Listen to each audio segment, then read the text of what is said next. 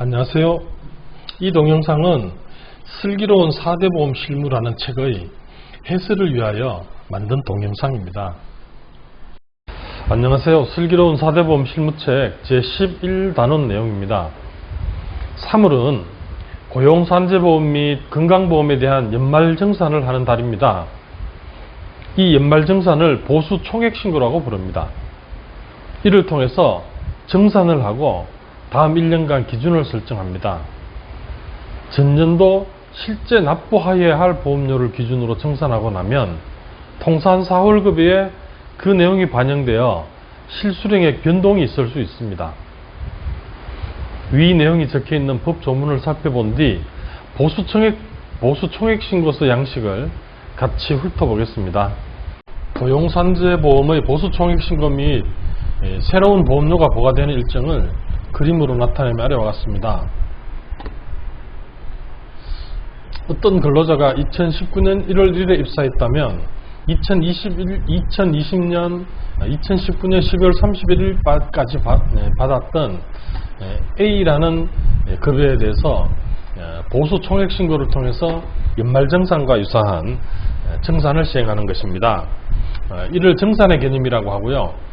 이렇게 신고한 금액이 이듬해 1년간 비기간 동안 보험료 징수의 보수월액의 기준이 됩니다. 국민연금의 경우는 법인이 아닌 사업장의 사용자는 5월 31일까지 해야 되지만 법인은 2월 근로소득 지급명세서 제출금액 기준으로 7월부터 새로운 보험료가 적용되므로 별도 신고하실 필요가 없습니다. 개념에 대해서 잠깐 설명드리자면 전년도에 납부한 월별 보험료를 정산하는 것인데요. 근로자가 없어도 이미 퇴사했어도 전년도 보수가 같아도 신고하는 것으로 되어 있습니다. 다만 이미 퇴사했어도 신고하라는 내용과 관련해서는 2020년 1월 16일 이후 고용관계가 종료된 근로자는 고용산재보험시의 보수총액 신고의 대상이 아닙니다. 이것은 예전에 규정과 달라진 내용인데요. 종전에는 연도 중에 퇴사를 하게 되면 건강보험만 정산을 하고 고용산재보험은 정산하지 않은 채로 두다가 다가오는 첫 보수총액 신고 때 이를 정산하는 식으로 했었습니다. 그런데 지금은 고용산재보험도 퇴사 시점에 정산하도록 규정이 바뀌었기 때문에 이번 이미 퇴사했어도 라고 하는 부분은 개정된 내용을 참고하셔야 할 것 같습니다. 2020년 12월 10일부터는 예술인도 월 평균 소득이 50만원 이상이면 고용보험에 당연 적용되고요. 2021년도 3월 15일 기준으로 보수총액 신고를 할 때 2020년 12월 10일부터 12월 31일까지 기간에 대한 2020년도 귀속 보수에 대해서도 정산을 하였습니다. 참고하시기 바랍니다. 보수총액 신고에 관련된 규정은 어떤 식으로 규정되어 있을까요? 징수법 16조 10에 보시면 사업주는 3월 15일까지 공단에 신고하라고 되어 있고요. 신고하는 방식과 관련해서는 10인 미만의 사업장은 서면 신고, 그러니까 종이 신고로도 가능합니다. 그게 징수법 16조 10 제8항에 나옵니다. 나머지는 원칙적으로 고용산재보험 토탈 서비스를 이용하거나 전작 CD 등을 제출하는 방법으로 가능합니다. 관련된 근로복지공단의 안내문을 살펴보시면 이해가 좀 쉬울 것 같은데요. 이미 퇴사한 근로자와 관련해서는 제가 말씀을 드렸고요. 휴직 근로자는 산재는 제외합니다. 65세 이상 근로자는 고용보험 가입 대상, 고용보험의 실업급여 대상이 아니지만 보수총액 신고는 대상이 됩니다.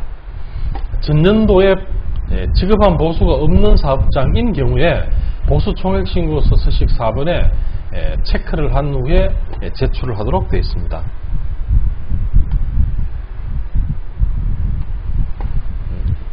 앞서 말씀드린 내용을 요약 정리해 보겠습니다.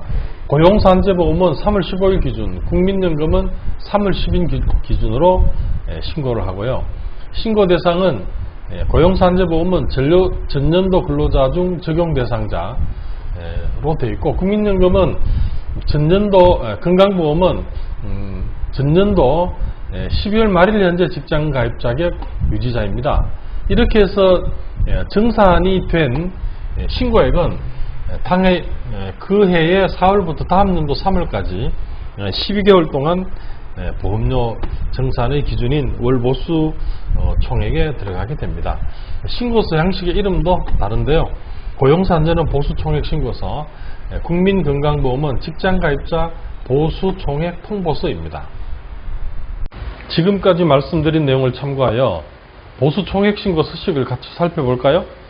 4대 보험료 통합부가징수 때와 달리 고용산재보험과 건강보험의 보수총액 신고는 각각의 형식으로 각각의 공단에 신고를 합니다. 건강보험은 일반적으로 양식을 공단에서 보내주면 해당 보수액을 적어 다시 반송하는 방식으로 행해집니다. 산재고용보험 보수총액 신고서 양식에 대해서 말씀드리겠습니다. 양식의 번호는 제가 임의적으로 붙여놓은 거고요. 1번은 보험료 부과 구분이고요. 2번은 연간 보수총액, 3번은 일용근로자 보수총액, 4번도 일용근로자 보수총액입니다. 5번은 월 60시간 미만 단시간 근로자 보수총액, 이래서 이렇게 해서 그 밖의 근로자 보수총액에 해당이 되고요. 6번은 업종 변경 연도 중 산재보험 업종이 변경된 경우, 7번은 일용근로자 및 그 밖의 근로자 수를 적는 칸이 되겠습니다.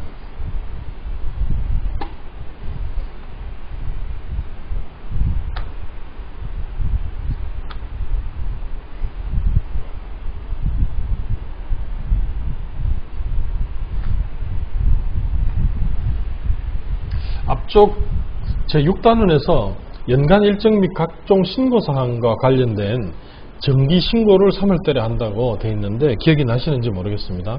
그 정기신고라고 하는 것이 이 보수총액 신고의 내용을 얘기하는 겁니다. 보시면 성명, 주민등록번호, 기타 산재고용보험과 관련된 취득일, 전보일 관련된 내용이 들어가게 됩니다. 이것을 통해서 고용과 관련된 정보가 쌓이게 되는 것이고요.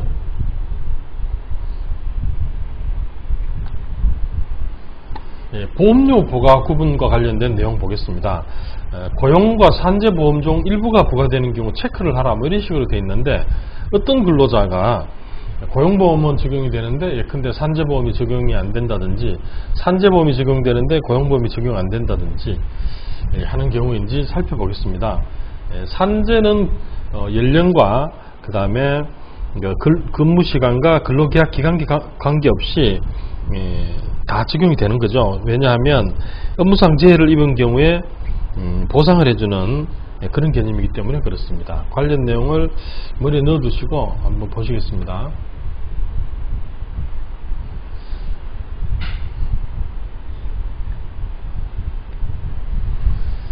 예컨대 월 60시간 미만 근로자다, 이렇게 되면 원칙적으로 고용보험은 3개월 이하일 때는 적용이 안 되거든요. 그래서 실업급여나 고용안전, 직업능력 개발과 관련된 부분은 X를 쳐놨습니다. 현장 실습생이라고 해서 이거는 이제 실업계 고등학교, 지금은 실업계 고등학교로 부르지 않습니다만, 거기에 있는 친구들이 이제 고3이 되면 현장 실습하러 나오게 되는데요. 종전에는 산재 적용이 안 됐습니다. 왜냐하면 근로자가 아니라고 봐가지고요. 근데 지금은 법이 바뀌어가지고 산재보험 적용이 됩니다. 그렇다 보니 여기 신고할 때는 산재보험에만 신고 대상이 되고요.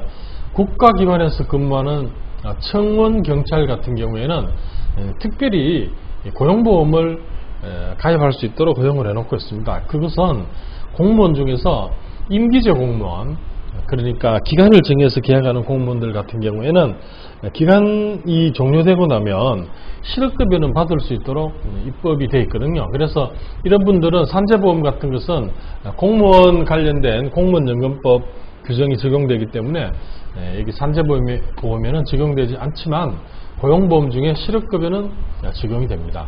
고용허가 외국인 같은 경우에는 산재 임금척금 부담금, 그 다음에 고용안정직업능력개발사업이 해당이 되겠습니다.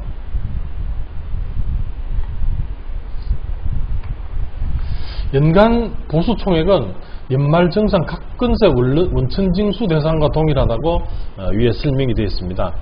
일용근로자 보수총액은 근로내역 근로내용 확인 신고서를 제출하지 않은 일용근로자 보수도 합산해서 적으라고 되어 있고요. 또 다른 칸에 보면 일용근로자 연간 보수총액을 적는 칸이 있는데 65세 이후에 새로 고용된 일용근로자에게 지급한 보수 중 아래 내용을 적으라 이렇게 되어 있습니다. 65세 이후 처음 고용 개시한 일용근로자 보수총액, 65세 이전에 고용되었더라도 최종 근로일로부터 근로공백이 10일 이상인 경우 그 이후부터 지급한 보수총액, 이런 내용을 적도록 하고 있습니다. 65세는 고용보험, 그러니까 실업급여 관련해서 중요한데요. 65세 이전에 채용이 되어서 65세를 넘어서까지 계속 근무하게 되는 경우에는 고용보험의 실업급여 대상이 됩니다.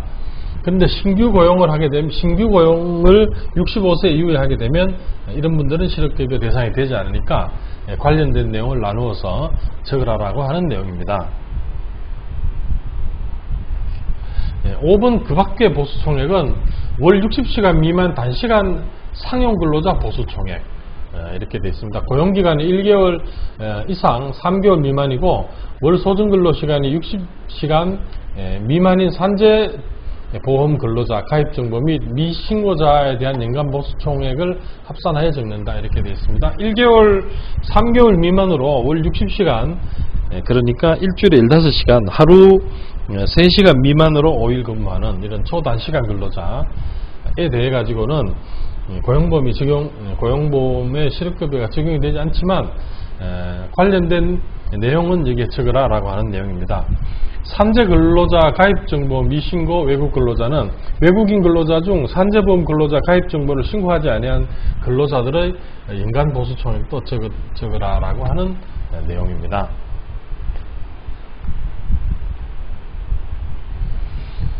우리가 일용근로자에 대한 개념에 대해서 좀 헷갈려 하시는데요.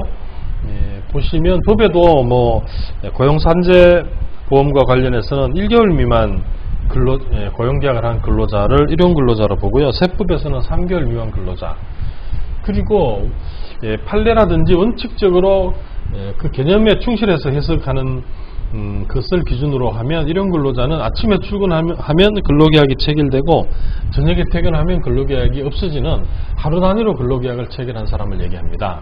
그러니까 어떤 경우라 하더라도 이제 아래 같은 경우에는 우리가 고용산재법에서 얘기하는 일용근로자가 아니다 이런 뜻입니다.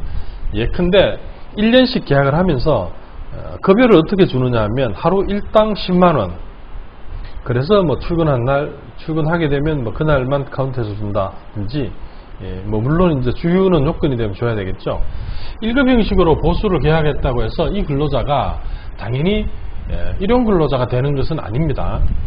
그래서 보시면 우리가 고용산재보험법 내지는 징수법에서 얘기하는 일용근로자는 고용보험에서 적용 제외되는데요. 그렇지 않고 지금 1급 형식으로 보수를 지급한다든지 또 위에 두 케이스 같은 경우에는 고용보험이 당연 적용됩니다. 예컨대 학교 급식조리원의 대체 근로자로서 일당을 받으며 10일간 급식소 보조 업무를 하는 근로자다. 하루 8시간 근무하겠죠. 이런 근로자는 우리가 아는 이제 이런 근로자의 범위에 속한 이제 그렇게 분류를 해서 부른다 하더라도 고용보험은 당연히 적용되니까요. 그런 내용을 잘 체크하시기 바랍니다. 그 외에 업종 변경 연도 중 산재보험 업종이 변경된 경우나 일용 근로자의 그 밖의 근로자는 구분해서 적으라든지 아니면 매월 말일 현재 고용하는 일용 근로자, 월 60시간 미만 단시간 상용 근로자, 산재 근로자, 가입 정보 미신고 외국인 근로자 수를 적으라 라고 하는 그 기준에 따라서 적으시면 되겠습니다. 건강보험료, 국민건강보험의 보수총액신고는 양식이 좀 다른데요. 서두에 말씀드렸지만 고용산재보험의 보수총액신고와 국민건강보험의 보수총액신고는 각각의 공단에 각각의 양식으로 한다라고 제가 말씀드렸습니다.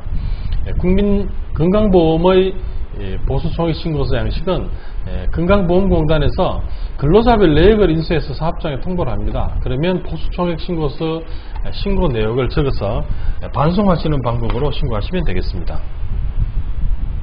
이상으로 제11단원 업무 내용 해설 마치겠습니다. 감사합니다.